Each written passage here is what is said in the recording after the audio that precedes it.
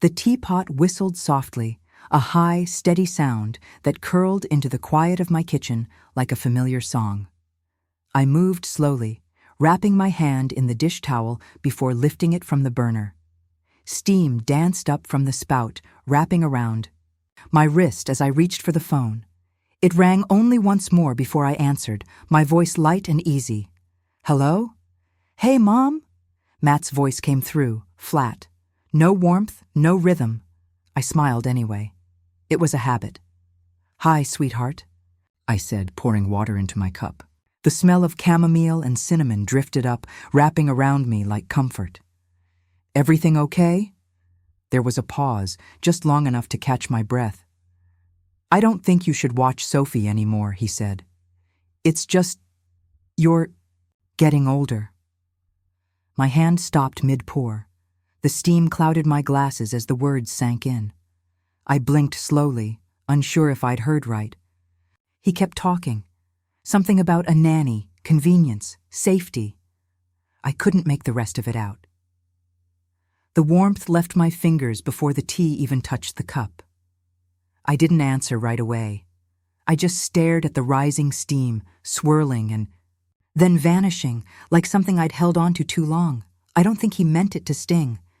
But he didn't pause when he said it, didn't cushion it with kindness or check if it landed softly. It just dropped, sharp and clean. "You're just too old." That's what he said, just like that, as if love had an expiration date, as if rocking Sophie to sleep with lullabies and honeyed breath didn't matter anymore. I stood by the counter, the teacup in my hand untouched.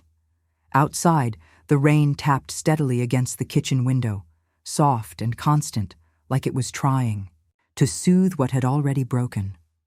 I know Matt didn't say it with cruelty, but the way he said it, without hesitation, made it clear he'd already decided I was part of his past, not his present. I opened my mouth to respond. Nothing came out. It was like being closed mid-sentence, like a book set down for good. Fingers curled around the handle of the teacup, but I didn't lift it. Not yet. They were trembling, my hands, just slightly, but enough for me to notice. It wasn't the kind of shake that came from age. No, this one lived somewhere deeper. It came from a hollowness that had opened without warning, right under my ribs. I braced myself against the counter, drawing in a slow breath. The cup was warm, smooth in my grip, but my chest felt cold. Not the kind of cold that made you shiver. The kind that made you still. I didn't cry. I didn't sign. I just stood there, stunned that words, just words, could do that. Could remind me that even now, even after everything I'd poured into, being his mother, I was still capable of being pushed aside, still capable of being hurt. I sat back down, the teacup now on the table, the heat curling faintly into the air. I reached for the sugar bowl, not because I wanted sweetness, but because I needed to do something with my hands. 1 spoon, 2, 3 even. I stirred slowly, the clink of metal against ceramic filling the silence between Matt's words. I think he was still explaining, rationalizing really, but I wasn't absorbing any of it. His voice was like distant radio static now. I nodded, said, "Mm-hmm," when it felt like I should. But my mind was somewhere else. Somewhere behind me, sorting through years of bedtime stories, scraped knees, chocolate chip cookies that stuck to the tray. All the ways I showed up, all the ways I mattered. I lifted the spoon, let the last swirl fade, then I took a sip, more, out of reflex than desire. It was bitter. I glanced at the chair across from me, the one that used to wobble slightly when Matt climbed into it, too small to reach the table without a cushion under him. That chair used to be full of giggles, of crumbs, of sudden questions about dinosaurs and outer space. Sometimes he sat sideways, legs swinging. Sometimes he cried into his mashed potatoes. Now it just sat there, still, silent. I reached out without thinking, fingers brushing over the worn top rail. The wood was smooth, familiar. My hand lingered. It felt like muscle memory. It felt like reaching for a ghost. I pulled my hand back slowly, realizing I wasn't expecting him to walk through the door.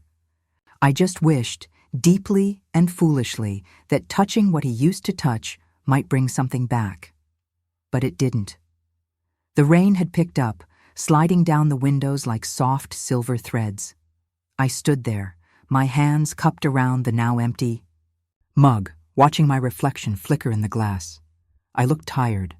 Outside, the world blurred under the drizzle. The daffodils I planted last spring bent gently under the weight of water, their petals trembling. Inside, I mirrored them. A tear slipped down my cheek, quiet as the rain.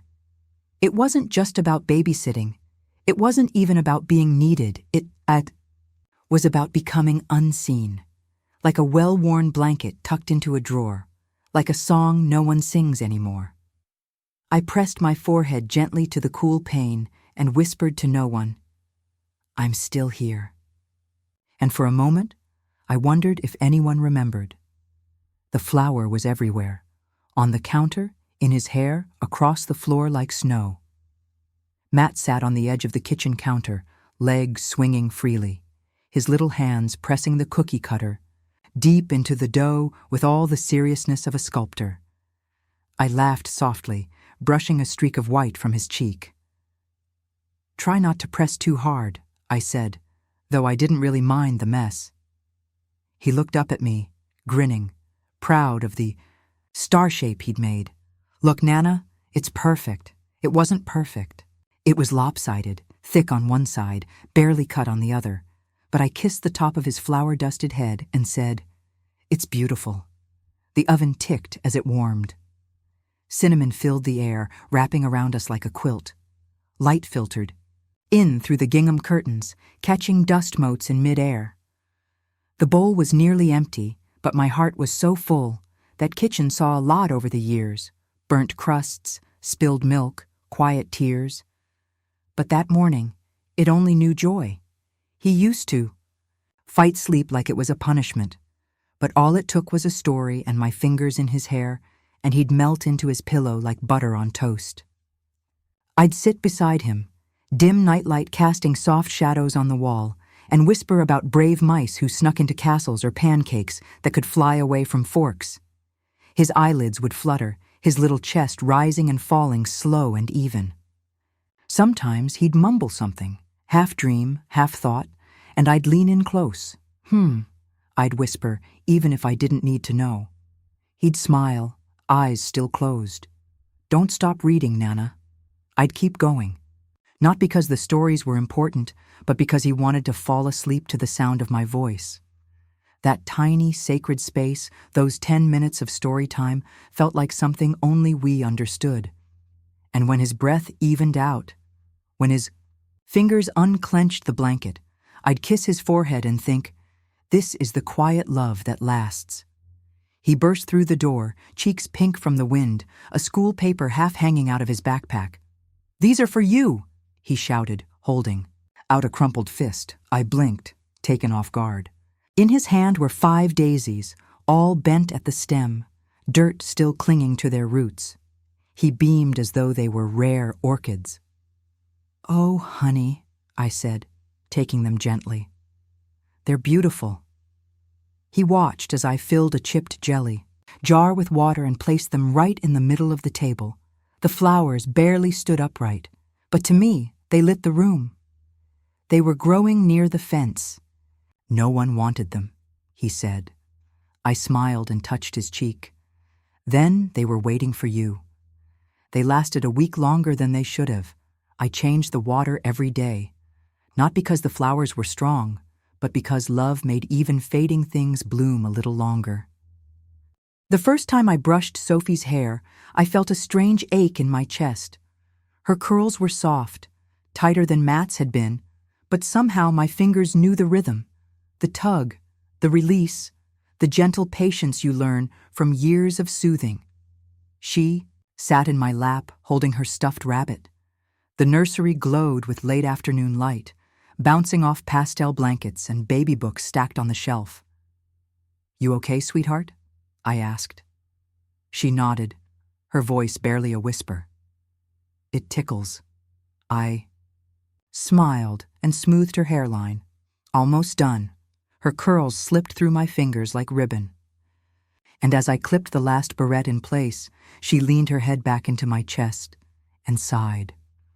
I closed my eyes for just a second. Time folded in on itself. My son, her father, once sat just like this. Different curls, same trust. And in that small moment, I realized I was holding a second chance. The kitchen table was never fancy. A few dings in the legs, a water ring or two from forgotten mugs. But it held more love than any place I've ever sat. Holidays, Tuesdays, stormy nights, we always gathered there. My pies weren't flawless, but they were honest. Apples too tart sometimes, and the crust too thick. But every slice was made with care. "Smells like home," Matt once said, cutting into a peach pie I'd slightly overbaked. I just smiled and passed him the ice cream. We didn't say "I love you" out loud often. We showed it. In mashed potatoes that never had lumps. In extra butter on toast. In the way I always remembered he didn't like raisins in cookies. Food wasn't just food in our house. It was a presence. It was a memory. It was my way of saying, "I see you. I still care." The dishes may have changed, but the love baked into them never did. I was folding laundry the other day when I found myself buttoning a dress with such rhythm I didn't even think about it. My fingers moved on their own, fast and sure, like they remembered 1,000 tiny mornings. That's the thing about hands. They don't forget. They remember tying shoelaces in a rush or soothing a forehead during a fever. They remember the exact pressure to wipe away tears without making it worse. Sometimes I'll be kneading dough and I'll pause, wondering how I still remember the right way to tuck the ends, the exact moment the texture turns from rough to ready. It surprises me how memory can fade from my mind but stay in my fingers. I used to think love lived in words or pictures, but I'm learning now. It lives in action, in hands. And mine? They've carried more than I ever knew. I raised my hand before I even realized it, just like I always did when Sophie came running out of the preschool gate. The winter sun was blinding against the snow, bouncing off the icy sidewalk and making me squint. I waited, one step forward, heart already leaning toward her little figure in that puffy red coat. But she didn't run toward me. She turned, giggled, and reached for the nanny's hand instead. I froze. My hand hovered in the air a second too long before I slowly dropped it back to my side. The laughter of other children rang around me like wind chimes, sharp and out of rhythm with the weight sitting in my chest. She didn't mean anything by it, I know that, but watching her choose someone else's hand, so naturally, so easily, it cracked something quiet inside me. Not loud enough to break, but deep enough to echo. I stood there for a while, pretending to adjust my scarf, trying to remember how to breathe, like this didn't matter as much as it did. The scarf I'd made for her was still folded in my bag, soft and sky blue with tiny pink hearts stitched into the corners. I'd spent the night carefully threading every knot, imagining her face lighting up, how she'd twirl in it like she used to with ribbons. But when I saw the nanny zip Sophie into a thick store-bought coat, I paused. My hand hovered over the bag's zipper. I hesitated. Then I tucked it back in. The wind bit at my cheeks, and I curled my fingers into my coat pockets, gripping the scarf like it was something fragile and secret. I didn't want to make a scene. Didn't want to interrupt. I just watched them walk away. Sophie's small hand and the nanny's, their steps in sync. My fingers gripped tighter around the yarn, still warm from being near my heart. I told myself I'd give it to her another day, but something inside me already knew. I wouldn't. I smiled before the ache had time to settle in. That kind of smile you wear like a coat. Thin, presentable, just enough to get by. I nodded politely at the nanny as she glanced my way. "Morning," I said softly. She returned it with a kind smile, her other hand resting on Sophie's shoulder. I waved to Sophie too, my voice catching just before it left my throat. "Hi, sweetheart." She smiled, then looked away, busy pointing out something to the nanny about snowflakes landing on her mitten. I pressed the smile harder, holding it in place like I was afraid it might slip and show the cracks underneath. The wind lifted a strand of hair into my face. I tucked it behind my ear, blinking against the cold. Inside, though, I was unraveling. I stayed standing there just a little longer than I needed to, pretending to adjust my bag strap, letting the moment pass with dignity. Sometimes grace is just learning how to hurt without showing it. She used to run to me, arms wide, little legs carrying all the love she could hold. "Nana," she'd shout, and it would echo through me like bells. But not today. Today, she turned toward the nanny with the same excitement in her voice, calling out her name with joy that wasn't meant for me. I stood still, heart thudding in my ears, as if time had stopped. I smiled anyway, not because I felt it, but because I didn't know what else to do. My feet didn't move, my hands didn't wave. I just stood there, frozen in the parking lot, while children darted around me and cars rolled by like nothing had changed. But something had. I felt it, sharp and clean, like a string snapping. I used to be the center of her little world. Today, I was just another grown-up in the background, and I think that's the moment I started to disappear.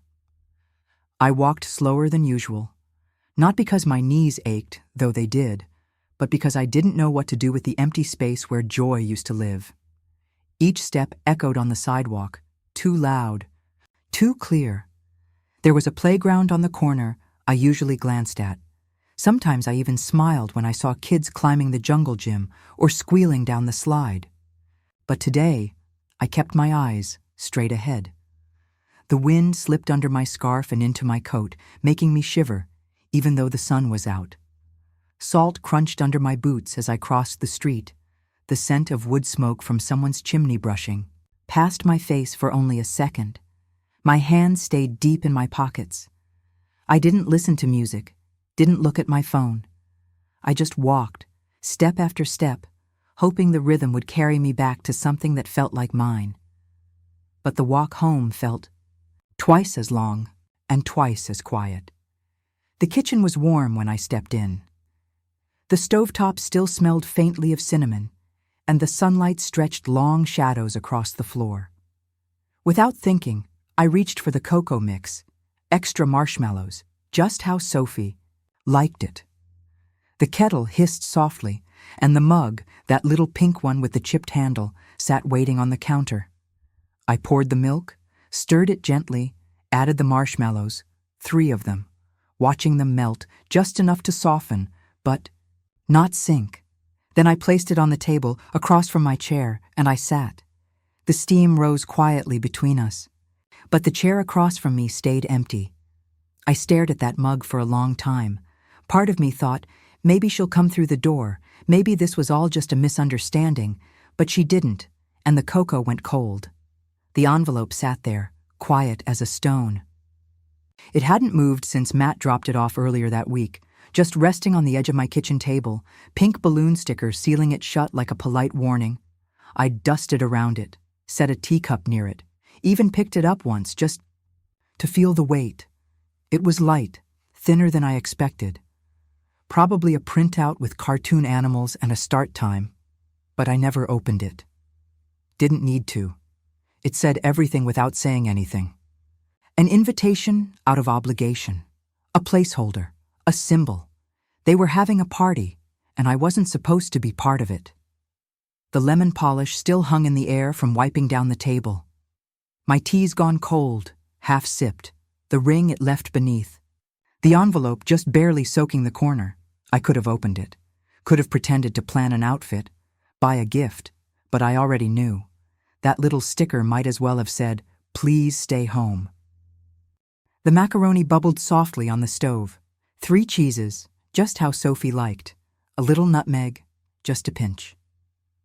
I stirred slowly, watching the sauce melt into the noodles, rich and golden, creamy like it always turned out when I really took my time. It was silly, I suppose. She wouldn't be eating it, but old habits don't ask for permission. They just arrive, the way grief does, soft at first, then stubborn. I set the table with quiet care. 1 fork, 1 napkin. Her favorite little blue bowl with the tiny chip in the rim. Then I sat. The chair across from me remained empty. I knew it would. But still, the clink of the fork against ceramic felt like a shout in the quiet room. I took 1 bite. It was good. Still warm, still full of everything I knew how to give. But there's no seasoning for absence, no recipe for being left out, just chew and swallow and smile like it's enough. The music was faint, like it came through water. A party song I didn't recognize, the kind with claps and silly lyrics. I paused mid-step in the hallway and listened. Then came the sound of running upstairs.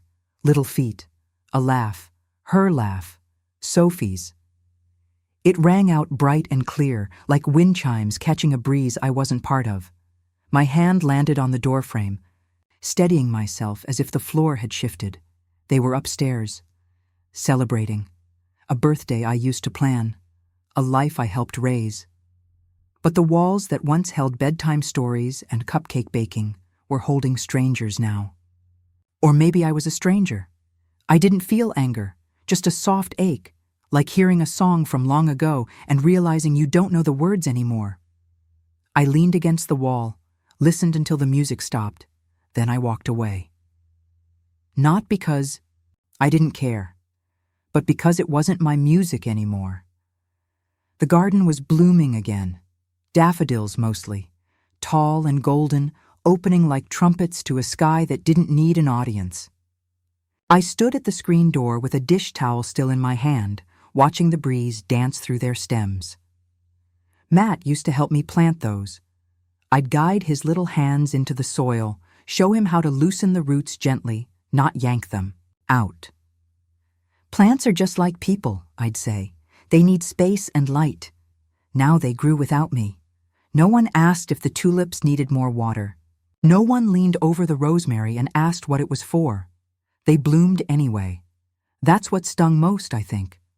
Life didn't pause for grief. The world outside my door kept growing, vibrant and untouched by the quiet sadness rooted deep inside me. I closed the screen door softly. The flowers didn't even notice. The cake sat under its glass dome on the counter. Chocolate with strawberry filling, her favorite. I'd made it anyway, just in case. The candles, the ones shaped like little hearts, were still in the drawer. I never took them out. I imagined her somewhere else, surrounded by balloons and streamers, her little voice singing along to a birthday tune, blowing out someone else's candles, making someone else's wish. I lit a candle anyway, just one. Not for celebration, but for stillness. Then I sliced the cake and set one piece on her favorite plate.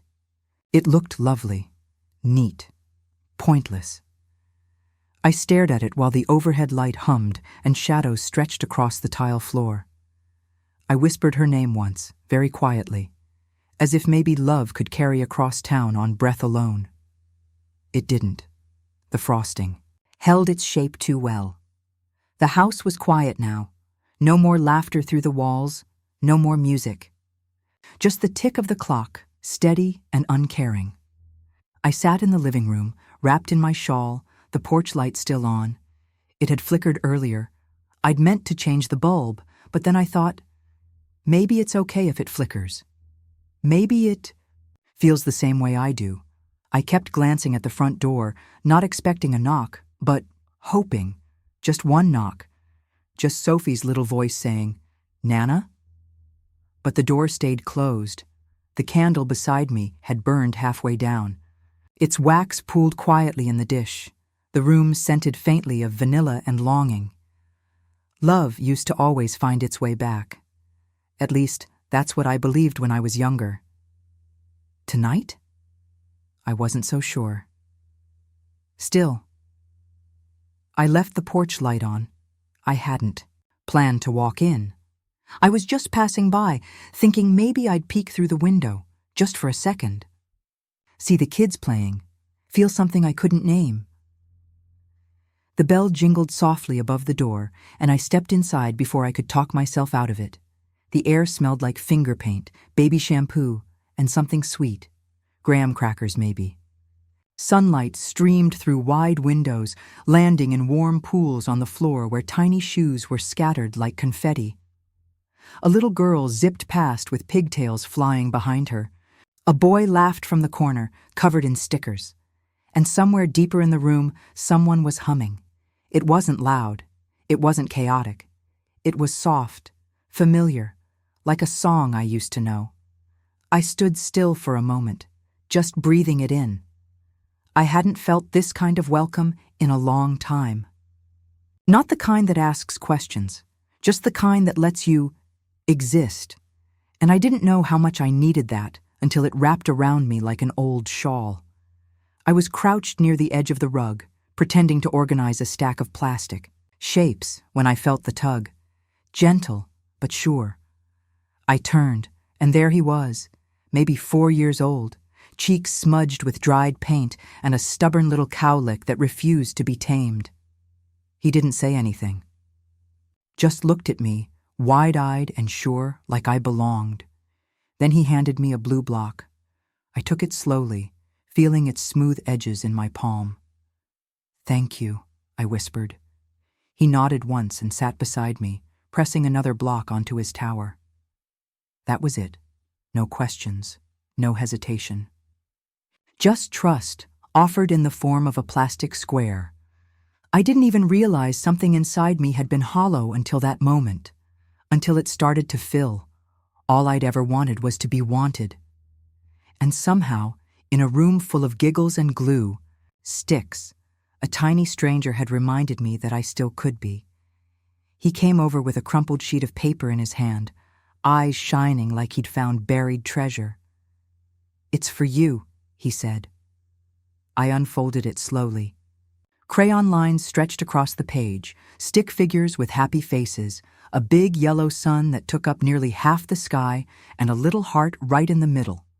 "That's me," he said, pointing at a tiny figure holding a giant hand. "And that's you." I blinked. "Me?" "Yeah," he smiled. "You're holding the sun." My chest tightened, but not from pain. It was something else, softer, gentler. A warmth I hadn't felt in a while. I looked at the sun, big and glowing above our heads. It wasn't perfect. The lines wobbled, the colors bled. But it was bright. Bright enough to reach something deep in me. "Thank you," I whispered, my fingers trembling just a little. I folded the drawing carefully, like it was a love letter. Maybe I still had light in me. Maybe I always did. No one asked who I was. No one needed a last name, a backstory, or a permission slip. One little girl asked if I could help with her shoes. Another just wanted someone to watch her twirl. So I tied sneakers, sang songs I hadn't sung in years, handed out apple slices like they were golden coins, and it was enough. I wasn't a grandmother in that room. I wasn't anyone's anything. I was just me, present, kind, not forgotten, and in a world where I'd grown used to being politely pushed aside, being enough felt like a miracle. There was no big moment, no spotlight, just a quiet sense of inclusion. A piece I hadn't realized I missed until it settled in my chest. Sometimes healing doesn't roar back in. Sometimes it sits beside you with sticky fingers and asks for another slice of apple. The first laugh caught me off guard. It slipped out when a girl stuck 3 glittery stickers on my sweater and called me Princess Nana. Then came another, when 2 boys tapped a xylophone like it owed them something, their faces scrunched with serious concentration. It wasn't a loud laugh, not the kind that shakes the room. It was quiet, stuttering, like the first flicker of an old lamp rediscovering its light. I pressed my hand to my chest and smiled, surprised by how natural it felt. I didn't even realize how long it had been since I laughed without holding anything back. Since I felt silly and light and safe. Blocks. Tumbled in the corner. Someone shouted, "Oops!" followed by giggles, and I laughed again. In pieces, yes, but real. And piece by piece, I felt a little more like myself. The room had thinned out. Backpacks were zipped. Coats were on. The sunlight stretched long shadows across the playroom floor, soft and golden. I stood near the cubbies, holding my purse, trying to quietly slip away. That's when I felt it again, that same small tug on my sleeve. The boy with the cowlick looked up at me, sleepy now. "Will you come back?" My throat tightened. I looked down into his eyes, so open, so sure. I'll try," I whispered. He nodded and wrapped his arms around my waist, pressing his cheek into my apron like it was the most natural thing in the world. I stood there, arms wrapped around him, heart aching in a different way this time. Not from sadness, but from the sudden realization that something had shifted. I didn't know what I'd say to Matt later. Didn't know what story I'd tell, but I knew one thing for certain: this place had found me, right when I thought no one would. The sun was already warm on my back when I knelt down beside the raised bed. My knees cracked a little as I bent, but I didn't mind.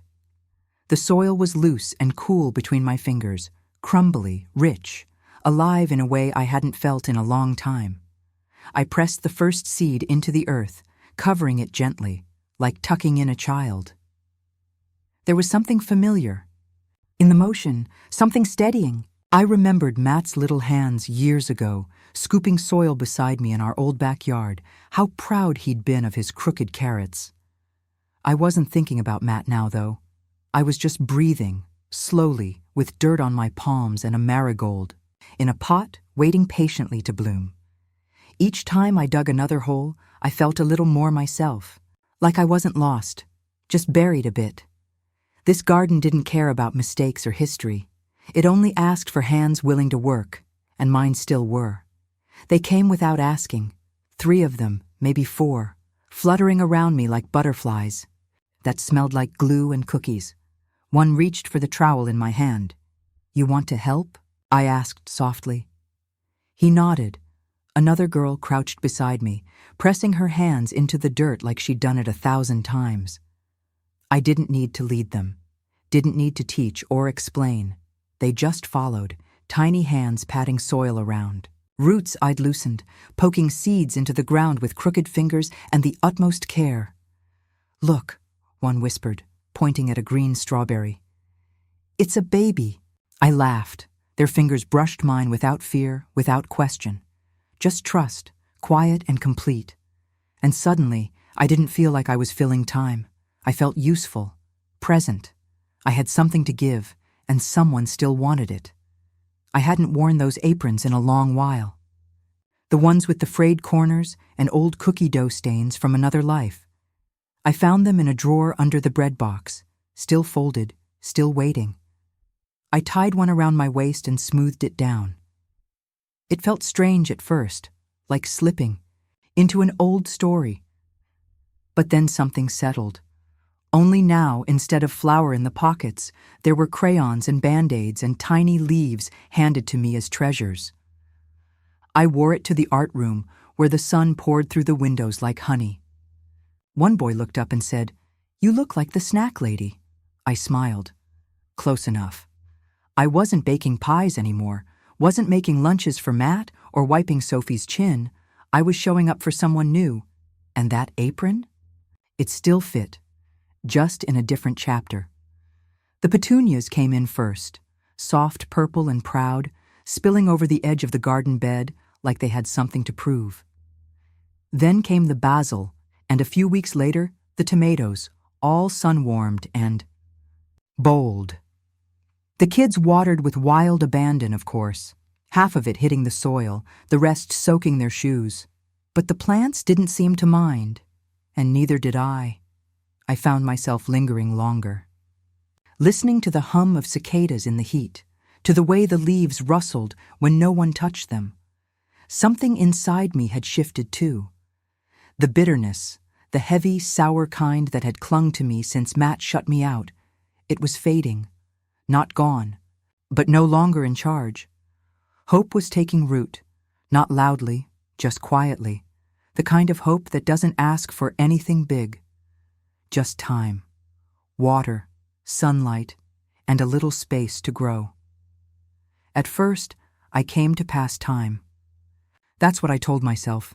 Keep busy, stay useful, get out of the house.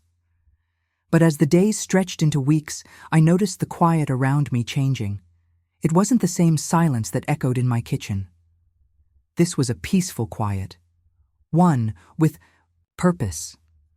The children began recognizing me, reaching for my hand, asking me to read the same story 5 times. The teachers stopped thanking me like a visitor. They started nodding like I belonged. I wasn't just patching over pain anymore. I was showing up. And each day when I left with dirt on my shoes and a name tag stuck crooked to my chest, I didn't feel like a shadow. I felt like someone who mattered again. Someone still in bloom. Every evening, I'd dust off my apron and wash my hands, but the dirt always lingered under my fingernails. I didn't mind. It was proof I'd been somewhere real. The apron was never clean. Marker scribbles here, applesauce dribbles there, but I wore it like a badge. Every thank you, every sticky hug stitched a piece of me back together. Soft thread by soft thread. The daycare buzzed at pickup, parents arriving, shoes being tied, backpacks zipped. I'd wave goodbye and feel something inside me rest, whole, not fixed, but full. That night, as I stood by the sink watching the sun dip behind the trees, I caught my reflection in the window, smiling. Not because anything had changed with Matt.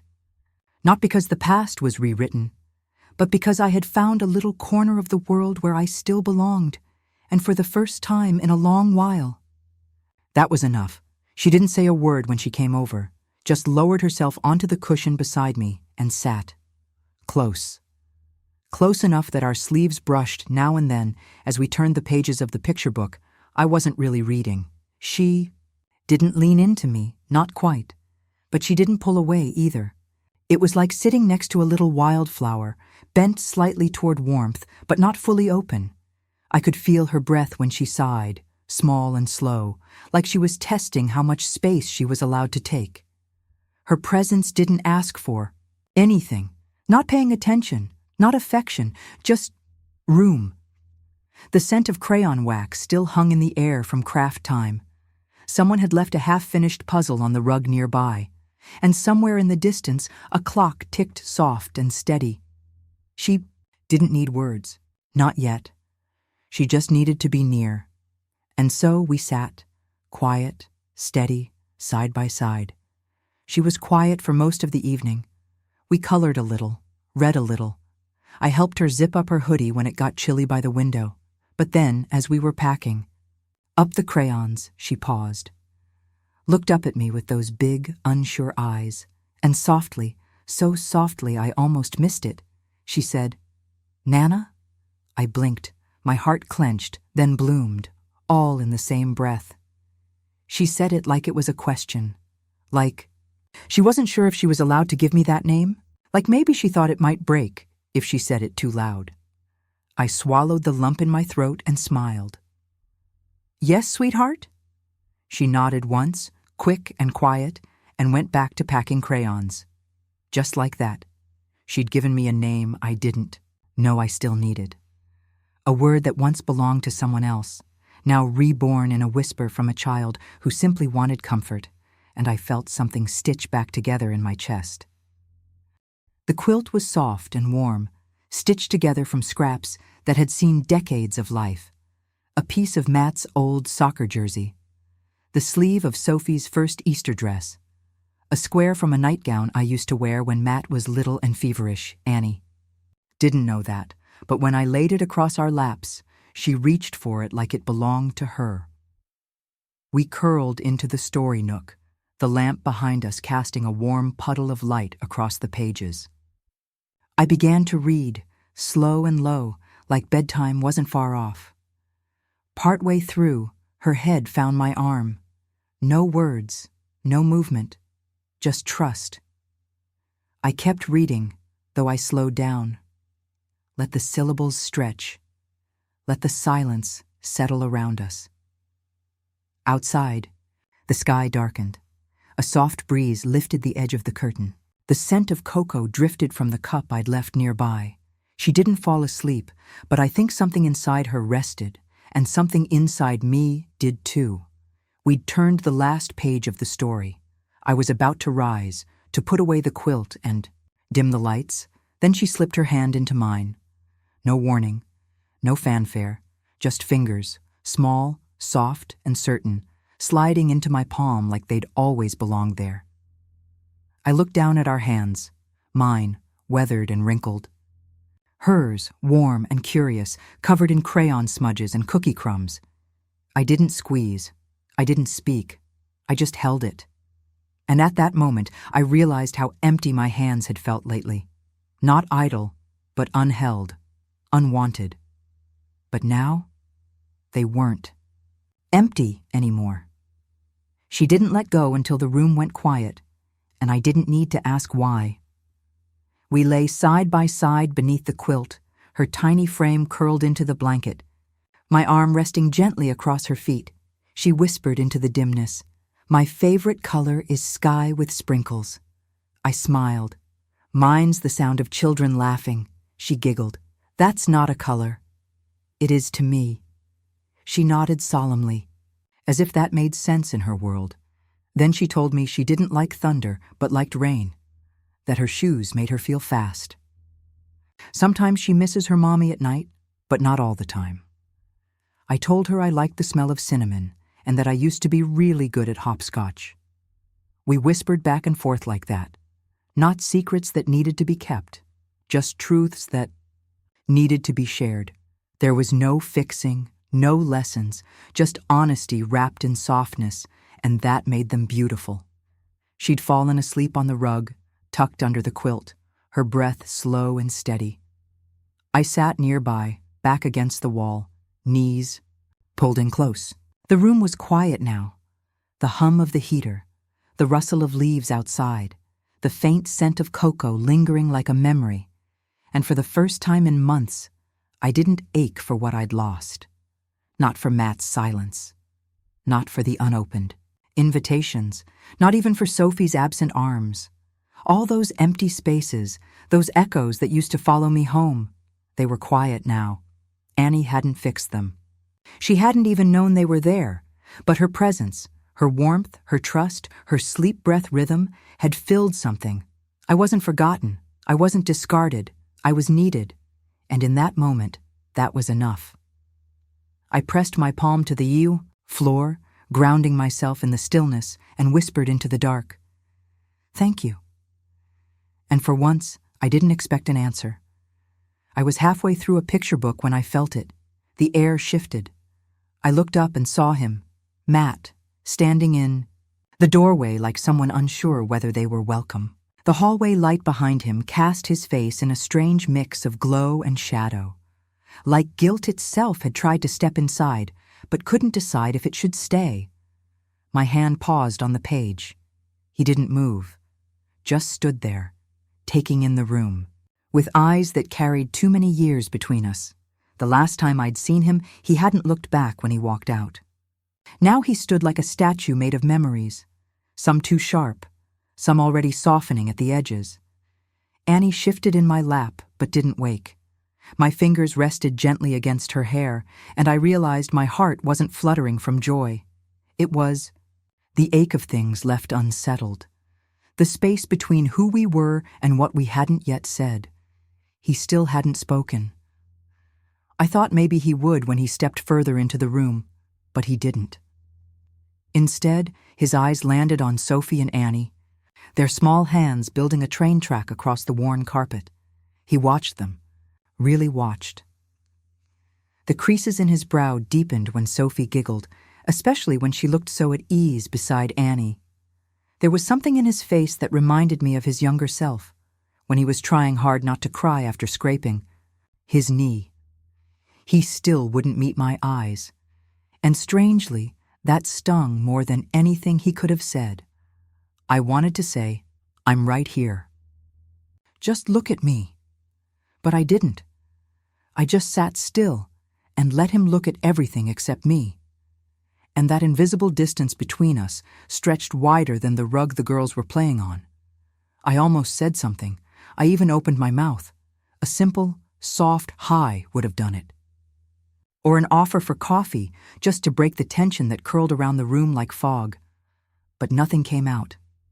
My voice sat in my throat, stubborn as a stone. There was too much silence between us, too much time where words should have lived, but didn't.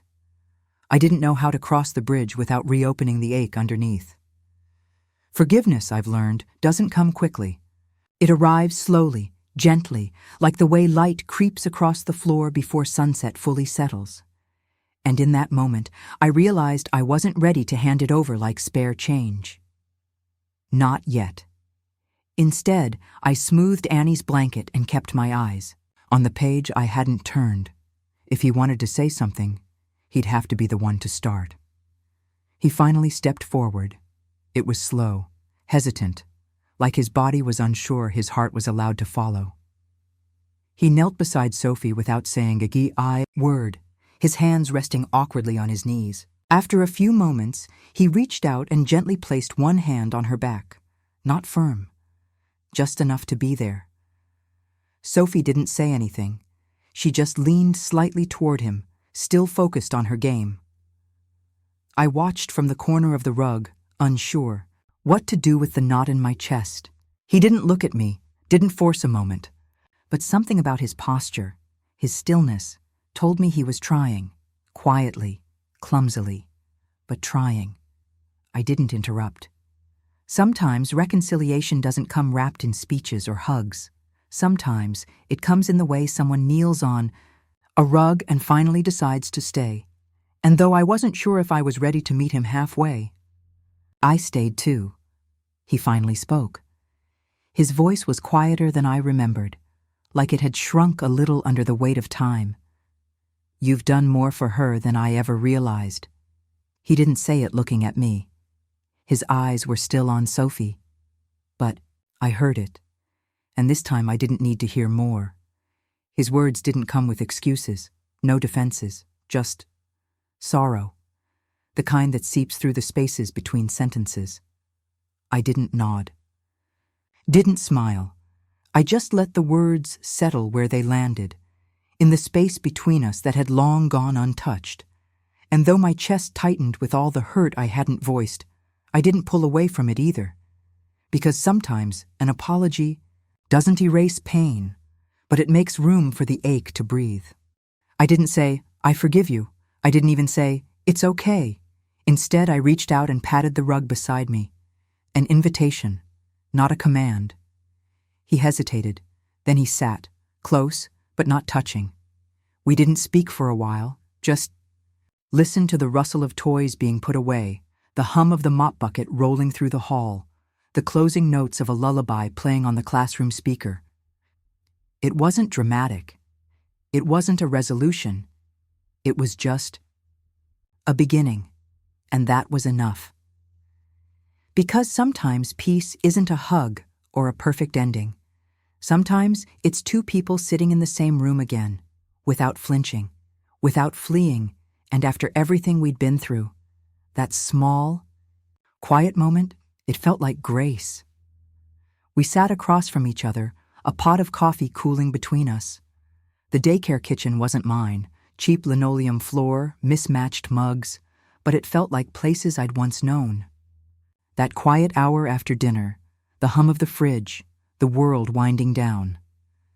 Matt sat just like he used to at 17, elbows on the table, hands clasped in front of him, like he was bracing for something. Neither of us rushed. The overhead light cast a soft golden glow across the table. The scent of dish soap clung to the air, mixed with faint coffee and something sweet from snack time earlier. For a brief moment, it wasn't about apologies or explanations. It was just us, a mother, her boy, two people who'd been through more than they said out loud. And though everything between us had changed, that table held a kind of steady quiet, like it had waited for this conversation the way I had, long and silently hopeful. Matt stared at his hands for a long time. His fingers fidgeted with the edge of a napkin, folding it, then unfolding it, then starting over again. The silence stretched between us, but I didn't press. Finally, his voice came. "I didn't want to need help," he said, eyes still low. "I didn't want you to see me like that." He looked up, just briefly. And in that glance, I saw it. The same look he had as a boy when he fell off his bike and tried to pretend it didn't hurt. I was supposed to take care of things, not mess them up. His voice cracked at the end, not loud, barely noticeable. But I noticed, because I've spent a lifetime listening to the soft breaks in his voice. I didn't speak. I didn't fill the space. I just let it hold us, let him pour out what pride had kept bottled for too long. And I listened, like I always had. The tears came quietly. No sobs, no sniffles. Just a slow slipping of salt down my cheeks, each one catching, in the creases that raised him. He didn't see them at first. He was too busy fumbling for the right words, too wrapped in the weight of his own shame. But I felt every drop. Not just from pain, but from the release of understanding. There's a kind of ache that settles when you realize your child was hurting, not cruel. That his silence wasn't rejection. It was fear, dressed up in pride. I had carried my hurt like armor. But at that moment, it slid off my shoulders. The clock ticked too loud in the hush. A candle flickered beside the folded towels on the counter. The scent of fabric softener rose gently, like comfort. I didn't need to explain the tears. And he didn't need to wipe them. Some things speak for themselves. I tapped my fingers softly on the table, once, twice, then reached across the space that had grown between us. My hand found his wrist.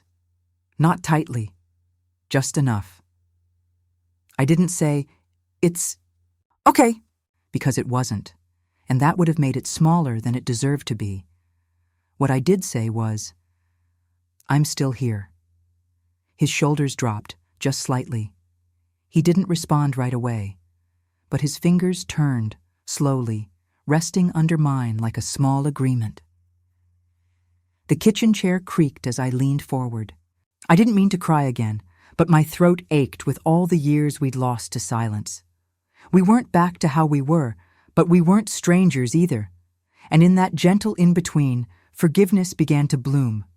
Not fast, not bright, but real, like the first morning light slipping under a door.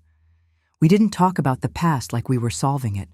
We didn't pick it apart, trying to fix where it frayed. We just named the pieces. "I was scared I'd disappoint her," he said, softly. "I thought you'd think less of me." I nodded. "I was lonely," I whispered.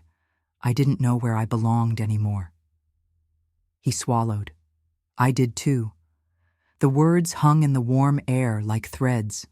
Not enough to sew everything together, but enough to keep us from unraveling. There was no judgment. No corrections, just soft confessions in a room full of history.